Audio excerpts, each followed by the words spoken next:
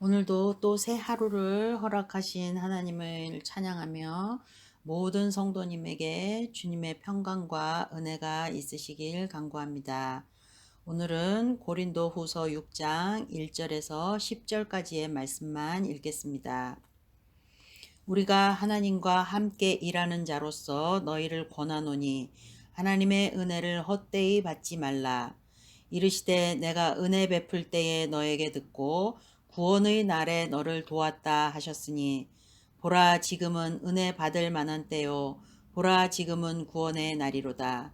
우리가 이 직분이 비방을 받지 않게 하려고 무엇에든지 아무에게도 거리끼지 않게 하고 오직 모든 일에 하나님의 일꾼으로 자천하여 많이 견디는 것과 환난과 궁핍과 고난과 매 맞음과 갇힘과 난동과 수고로움과 자지 못함과 먹지 못함 가운데서도 깨끗함과 지식과 오래 참음과 자비함과 성령의 감화와 거짓이 없는 사랑과 진리의 말씀과 하나님의 능력으로 의의 무기를 좌우에 가지고 영광과 욕됨으로 그러했으며 악한 이름과 아름다운 이름으로 그러했느니라. 우리는 속이는 자 같으나 참되고 무명한 자 같으나 유명한 자요 죽은 자 같으나 보라 우리가 살아있고 징계를 받는 자 같으나 죽임을 당하지 아니하고 근심하는 자 같으나 항상 기뻐하고 가난한 자 같으나 많은 사람을 부요하게 하고 아무것도 없는 자 같으나 모든 것을 가진 자로다. 아멘. 은혜를 헛되이 받지 말라라는 제목으로 주신 말씀을 나누겠습니다. 바울은 오늘 첫 소절 6장 1절에서 하나님과 함께 일하는 자로서 권하노니라고 시작합니다. 바울의 사도권에 관해 이견을 가진 고린도 교회 사람들에게 자신이 사도임을 한 번 더 밝히고 있는 구절입니다. 사도는 아시다시피 예수님 당시에 예수님과 함께 사역을 했었던 제자들을 호칭합니다. 일반적으로 12사도라고 하지요. 그리스어 아포스톨로스는 접두사 아포, 여기로부터 떨어진 곳으로 라는 뜻과 스텔로, 보내다 라는 뜻의 수동태 단어가 합쳐져서 임무를 띠고 보내진 사람 이라는 뜻을 갖습니다. 누가 보냈는지 주어진 임무는 무엇인지 묻게 되지요. 예수님의 12제자인 12사도의 사도직의 근원은 마태복음 28장 19절에서 20절 그러므로 너희는 가서 모든 민족을 제자로 삼아 아버지와 아들과 성령의 이름으로 세례를 베풀고 내가 너희에게 분부한 모든 것을 가르쳐 지키게 하라. 볼지어다 내가 세상 끝날까지 너희와 항상 함께 있으리라 하시니라는 말씀에 있습니다.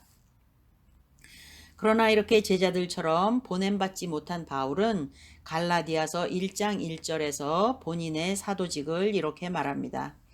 사람들에게서 난 것도 아니요 사람으로 말미암은 것도 아니요 오직 예수 그리스도와 그를 죽은 자 가운데서 살리신 하나님 아버지로 말미암아 사도된 바울은 예수님 공생의 당시에 같이 활동을 하지 못하였던 바울에게는 항상 그런 열등감이 있었지만 사람이 아닌 하나님 아버지와 예수 그리스도에게서 보냄받았음을 밝히고 있습니다. 또한 사도행전 9장 15, 16절에 보시면 그의 임무가 무엇인지 우리가 알 수 있는데요. 주께서 이르시되 가라 이 사람은 내 이름을 이방인과 임금들과 이스라엘 자손들에게 전하기 위하여 택한 나의 그릇이라. 그가 내 이름을 위하여 얼마나 고난을 받아야 할 것을 내가 그에게 보이리라 하시니 이와 같이 보내신 분과 임무가 분명한 근거가 있어 사도직을 감당하고 있는 바울은 고린도 교회 성도들에게 당당히 권합니다. 은혜를 헛되이 받지 말라. 고린도후서 8장 9절의 말씀에서 우리 주 예수 그리스도의 은혜를 너희가 알거니와 부요하신 자로서 너희를 위하여 가난하게 되심은 그의 가난함을 인하여 너희로 부요케 하려 하심이니라고 말씀하시는데 이와 같이 예수 그리스도가 우리를 위하여 화목제물이 되셨고 새로운 피조물로 만들어 우리를 부욕해 해주신 그 은혜를 헛되게 하지 말라고 권하고 있습니다. 은혜에 관한 많은 책들을 저술한 기독교 작가 필립 얀시는 그의 책 놀라운 하나님의 은혜라는 책에서 은혜를 이렇게 정의하는데요. 은혜는 베푸는 자의 부담으로 거저받는 선물이라는 것이다. 받을 자격도 없고 값도 내지 않은 자들에게 베풀어진 평생 한 번 있을까 말까 한 진수성찬이다. 은혜가 요구하는 것은 아무것도 없다. 다만 믿음으로 기다리다 감사로 인정하면 그뿐이다. 은혜는 손주들을 사랑하셔서 무엇이라도 주고 싶은 할머니, 할아버지들의 애틋한 마음 같습니다. 묻지도 따지지도 않고 그냥 우리를 사랑하셔서 거저 주시는 하나님의 마음이 곧 은혜입니다. 이러한 은혜를 헛되게 하는 것은 내 자신이 은혜 받을 자격이 없다는 주제 파악이 안 된 교만한 것이고 주신 은혜에 대한 감사가 없이 진수성찬을 거부하는 것을 말합니다. 은혜를 헛되게 하는 것은 예수님을 거절하는 것이며 하나님을 거부하는 것입니다. 말씀을 유기해버리는 것, 갖다 버리거나 묻어두고 잊어버리는 것입니다. 이미 자녀 삼아 주셨는데 여전히 탕자처럼 세상에 속하여 사는 것. 진리의 말씀에 진수성찬을 베풀어 주셨는데 성경 한 번 안 펴보며 절대로 말씀을 먹지 않는 것. 말씀을 듣지 않는 것. 말씀대로 살지 않는 것. 그래서 감사함이 없이 내 맘대로 사는 것. 이런 모든 일들이 바로 은혜를 헛되게 하는 것입니다.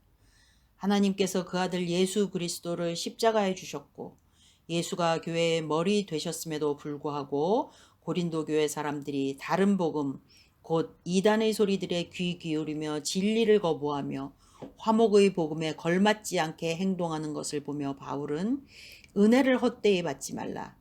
은혜를 공허하게 하지 말라. 구원을 거부하지 말라.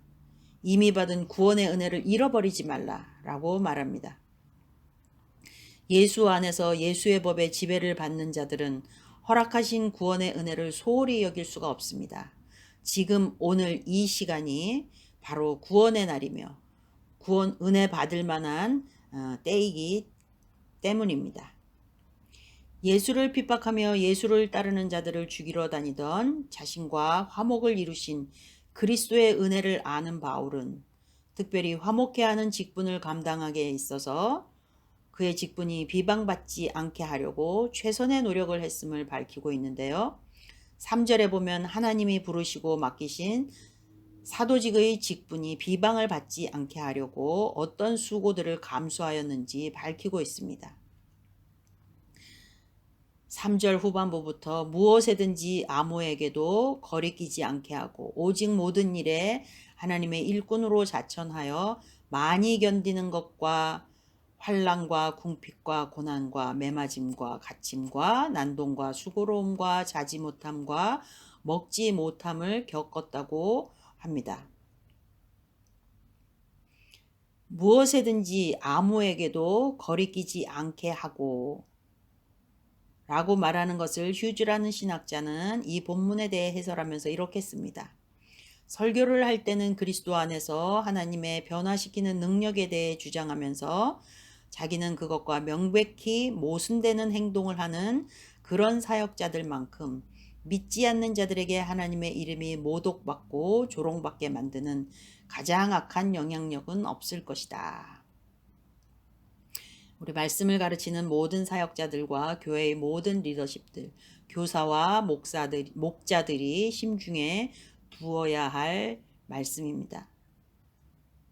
이렇게 바울은 자신이 욕을 안 먹으려고가 아니라 하나님이 맡겨주신 사도라는 직분이 비방을 받지 않게 하려고 가장 기본적으로 무엇에든지 아무에게도 거리낌이 없도록 행동하였다고 합니다. 그러한 그가 제시하고 있는 9가지로 분류한 그의 고통들을 보면 처음 3가지 환난과 궁핍과 고난은 일반적인 고통을 말합니다. 꼭 예수 믿는 사람이 아니어도 인간이라면, 사람이라면 누구든 겪을 수 있는 고통입니다. 두 번째, 매맞음과 갇힘과 난동 세 가지는 인간적인 고통, 곧 육신이 당한 고통을 말합니다. 그리고 마지막 수고로움과 자지 못함과 먹지 못한 세 가지는 자신을 새로운 피조물로 만들어 주신 예수 그리스도를 위해 자초한 고통입니다. 예수의 종이 아니었다면, 예수를 알지 못했다면 당하지 않았을 고통입니다.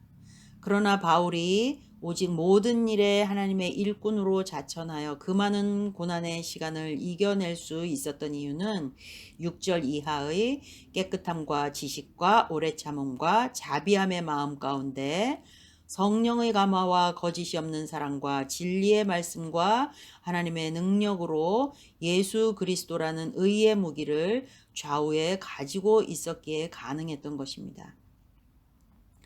바울의 마음 안에는 하나님을 향한 순결한 마음과 온갖 고통과 비난을 이겨낼 인내와 자신을 비방하며 무시하는 무례한 인간들에 대한 사랑과 자비의 마음이 있었습니다. 그 마음이 있는 곳에 성령이 기름 부으시며 말씀의 능력을 주셨고, 특별히 예수 그리스도라는 의의 무기를 지닌 바울은 모든 것을 감당할 수 있었던 것입니다. 이렇게 사도라는 하나님이 주신 직분을 귀히 여기며 모든 어려움을 의의 무기 곧 예수 그리스도 한 분만으로 이겨낸 바울의 신분은 그의 유명한 고백과 같습니다. 우리는 속이는 자 같으나 참되고 무명한 자 같으나 유명한 자요.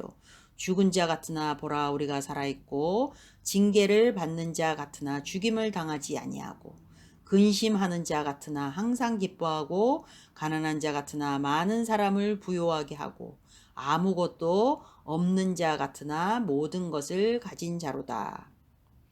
7개의 대꾸로 앞과 뒤의 단어들이 반대의 개념을 나타내는데요. 앞이 세상의 기준이라면 뒤는 하나님의 기준입니다. 세상은 우리에게 속이는 자이며 무명한 자이고 죽은 자이며 징계를 받는 자라고 근심하는 가난한 자이며 아무것도 없는 자라고 손가락질합니다. 그러나 하나님은 우리에게 이렇게 말씀하십니다. 너희는 참되며 내가 너의 이름을 기억하는 유명한 자이고 예수 안에 살아있는 자들이며 기쁨 안에서 다른 이들을 부욕해 하는 자들이라. 또한 세상에 아무것도 가진 것 없으나 천국의 모든 것을 소유한 자다라고 말씀하십니다. 이 땅에 발을 디디고 살면서 예수의 법 아래 사는 것이 결코 쉬운 것은 아닙니다. 그러나 오늘의 말씀을 묵상하면서 우리는 참 복받은 사람들이라는 생각을 다시 한번 해봅니다. 예수를 믿기만 하면, 그분의 그늘 아래로 내 삶의 자리를 옮기기만 하면, 내가 아닌, 세상이 아닌 하나님의 법의 통치를 받기만 하면 우리는 천국의 모든 것을 소유한 가장 부요한 은혜 받은 자들이 되기 때문입니다. 예수를 믿으며 예수를 위해 사는 것은 우리의 선택사항이 아닙니다. 어제 읽은 5장 15절의 말씀, 그가 모든 사람을 대신하여 죽으심은 살아있는 자들로 하여금 다시는 그들 자신을 위하여 살지 않고 오직 그들을 대신하여 죽었다가 다시 살아나신 이를 위하여 살게 하려 함이라 는 말씀과 같이 모든 사람이 자기 자신에 대해 살기를 그치고 이후로는 그리스도를 위하여 살아야 한다는 것은 결코 해도 되고 안 해도 되는 그런 결론이 아닙니다.